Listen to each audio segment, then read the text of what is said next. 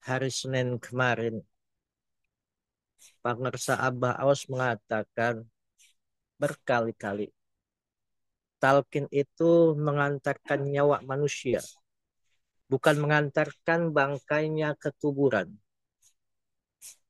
Karena talqin itu adalah suatu bentuk pelajaran kepada semua umat manusia agar mengenal diri. Karena peristiwa kematian itu pasti akan datang kepada setiap manusia yang hidup. Kullu nafsin dha'iqatul maut. Setiap makhluk yang bernyawa pasti akan merasakan kematian. Karena digambarkan kematian itu adalah suatu yang paling dahsyat untuk setiap manusia yang hidup. Bagaimana kematian itu dirasakan, baik atau buruknya pada setiap manusia, pasti manusia itu akan menemuinya. Diriwayatkan dari Al-Hasan bahwasanya Rasulullah menceritakan perihal kepedihan dan rasa sakitnya kematian. Dan Rasulullah Shallallahu Alaihi Wasallam bersabda, rasa sakitnya sama dengan 300 kali pukulan pedang. Dan Rasulullah pernah ditanya tentang kematian dan rasa sakitnya. Maka beliau Rasulullah Shallallahu Alaihi Wasallam menjawab, sesungguhnya kematian paling ringan sama dengan duri di dalam bulu. Maka tidak berkali-kali jika duri dicabut dari kumpulan bulu, melainkan pasti ada bulu yang terbawa oleh. Bila kita gambarkan seperti itu, kematian itu luar biasa. Andaikan bulu kaki kita di ujung jempol kita ditarik saja akan berdampak, jempol kita akan bengkak. Apalagi kematian itu paling ringan duri di dalam bulu. Bila duri dalam bulu, kita ambil duri tersebut, masa subhanallah. Betapa sakitnya itu luar biasa. Maka baginda Nabi ketika menjenguk orang yang sakit keras, kemudian beliau berkata dan bersabda, sesungguhnya aku mengetahui apa yang dirasakannya. Bakal tiada suatu urat saraf pun, melainkan masing-masing merasa sakitnya kematian. Bila kita melihat sekarang ini, kita gampang tertawa, gampang melihat penderitaan orang lain. Coba kita bertafakur diri, melihat ke rumah sakit. Bagaimana orang-orang yang di rumah sakit itu merasakan kesakitannya. Yang Allah berikan kenikmatannya untuk diangkat segala dosa-dosanya dengan penyakit itu. Kita melihat ke kiri, merasa tidak tega. Ke kanan merasa tidak tega. Kenapa? Mereka merasakan sakit yang berbeda-beda. Tergantung dari sakit yang diderita. Maka dahulu, Sayyidina Ali karamallahu wajhah menganjurkan untuk berperang. Dan dia mengatakan, jika kamu tidak terbunuh, kamu pasti akan mati. Demi Allah yang jiwaku berada dalam genggaman kekuasaannya. Sungguh 1000 kali pukulan pedang lebih ringan bagiku daripada kematianku di atas pembaringan. Andaikan kita berperang di jalan Allah, seperti kita lihat saudara-saudara kita yang mempertahankan negaranya, mempertahankan akidahnya. Untuk apa? Untuk mujahid, untuk namanya jihad di jalan Allah. Mereka itu lebih baik daripada orang yang mati dalam pembaringan menurut Sayyidina Ali karamallahu wajhah. Karena kematian itu begitu berat, kematian itu begitu pedih bila kita merasakannya. Maka Sayyidina Ali Auja'i mengatakan, buatlah sampai kepada kami bahwa mayit masih merasakan sakitnya kematian selama belum dibangkitkan dari kuburnya. Sampai seperti itu. Mayit itu masih merasakan kepedihan bila mereka orang-orang yang tidak soleh, orang-orang yang tidak beribadah kepada Allah. Mereka masih merasakan sakitnya selama di kuburan itu, selama di barja itu, selama mereka itu banyak melakukan kesalahan dosa kepada Yang Maha Kuasa. maka Allah akan azab mereka. Maka Saddad bin Aus mengatakan bahwa kematian lebih mengerikan daripada apapun yang menakutkan di dunia dan di akhirat bagi orang-orang mukmin, dan kematian lebih menyakitkan daripada dibelah dengan gergaji, dicabuti dengan catut, atau bahasa sekarang itu gegep, dan lebih panas daripada air mendidih di atas panci. Itu adalah proses kematian.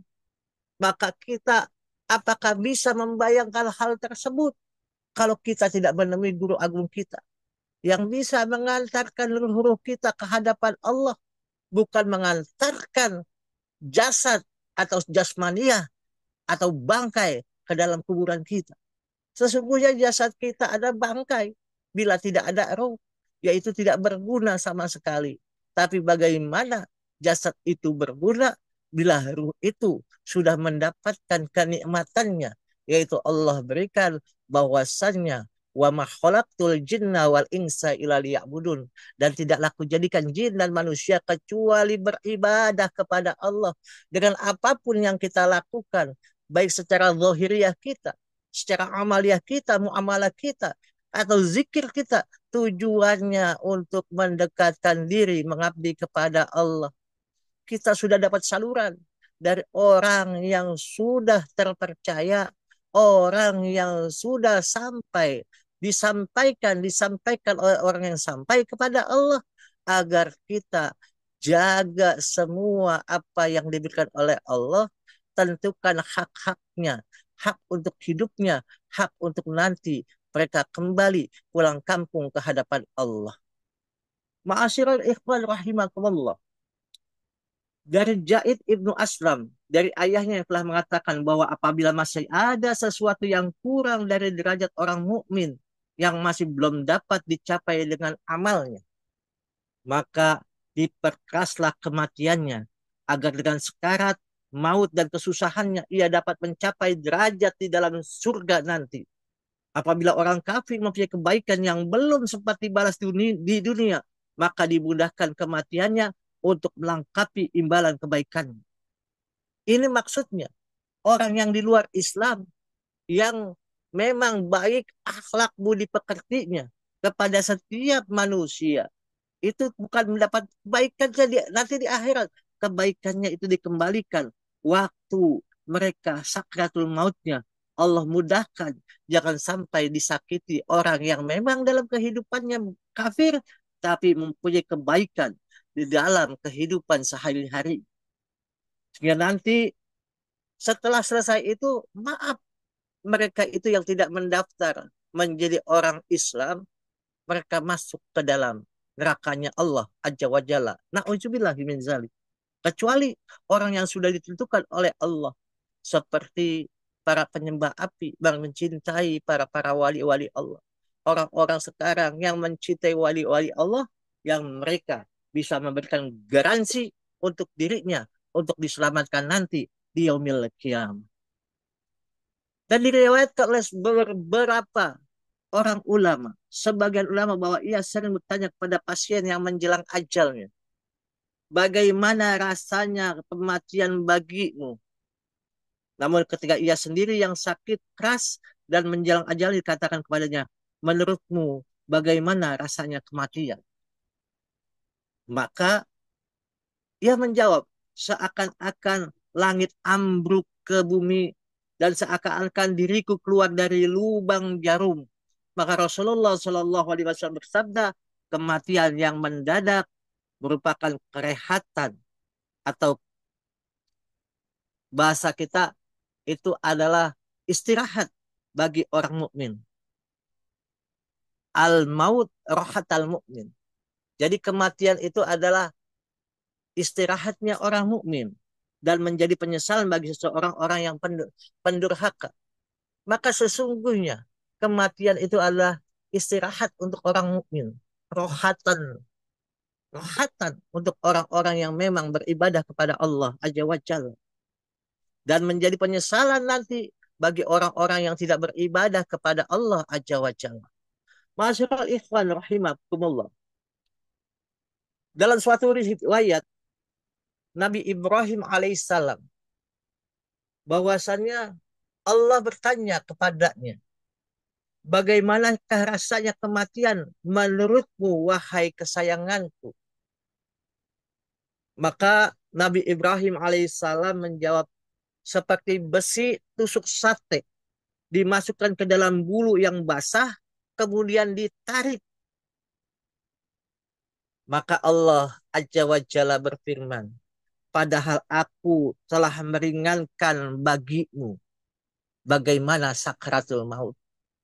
Itu ditanyanya Nabi Ibrahim alaihissalam. Bagaimana kita?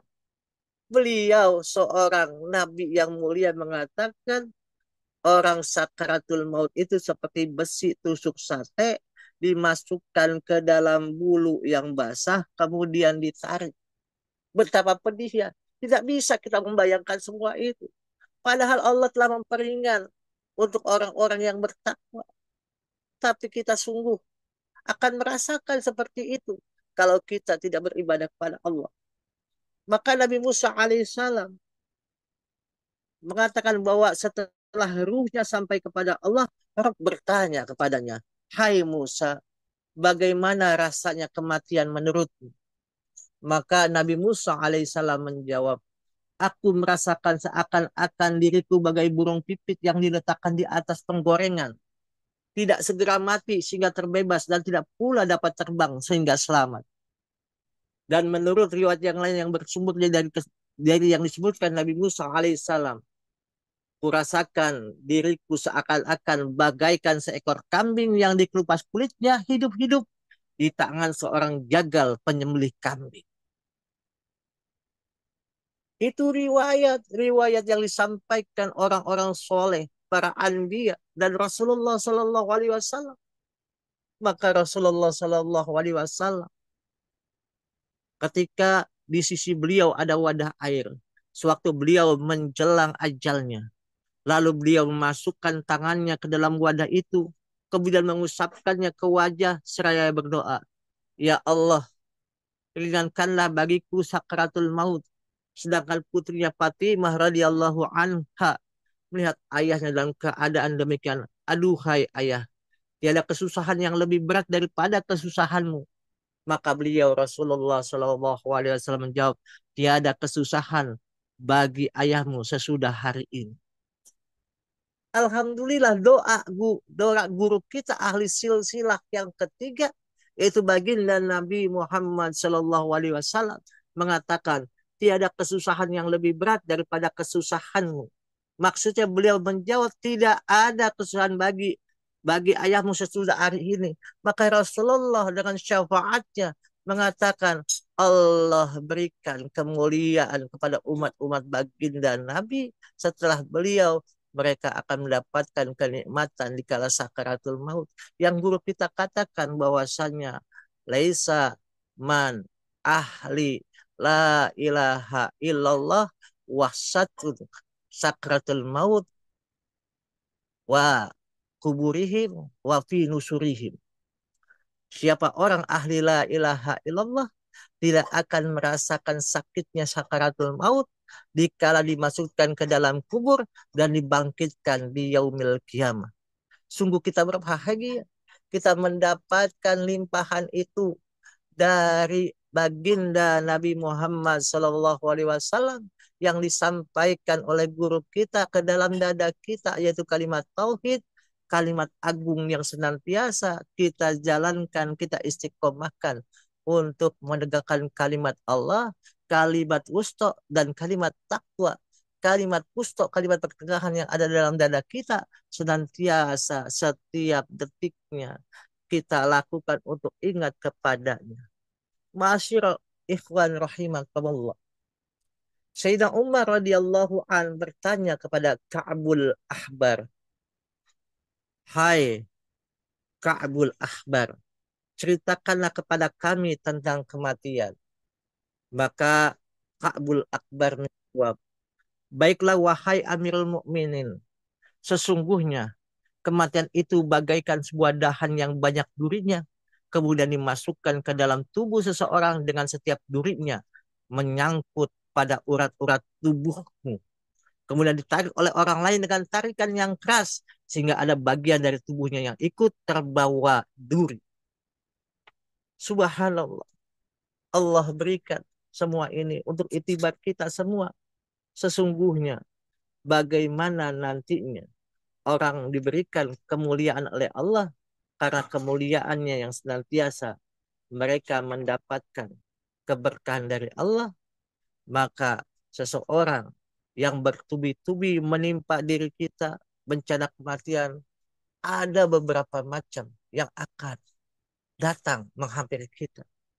Bencana pertama, rasa sakit tak terperikan saat meregang nyawa, seperti yang dijelaskan oleh saya dari tadi, bahwa sana bagaimana tidak terperikan rasanya sakit dikala kita sedang menjemput malaikat Israel datang ke hadapan kita. Lain dengan kita yang dihantarkan dengan kalimat. Yang kedua, bagaimana bencana kedua menyaksikan penampilan malaikat maut yang menimbulkan rasa takut, ngeri di dalam hati yang luar biasa.